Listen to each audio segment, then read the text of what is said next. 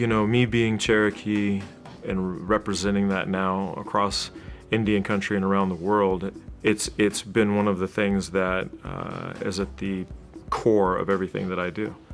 Has it been easy? No, absolutely not. But has it been worth it? Absolutely. Seeing my father, my grandfather, and everybody working together, I saw everybody contributing. Nobody questioned it. Nobody said, oh, it's too late or I'm too tired. They just got in and made it happen. I really think that was a big part of my growing up, is seeing people contribute to make something bigger than themselves happen and not let situations get you down. So absolutely, I stand on his shoulders. I stand on my father's shoulders.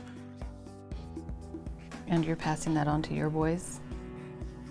Yeah.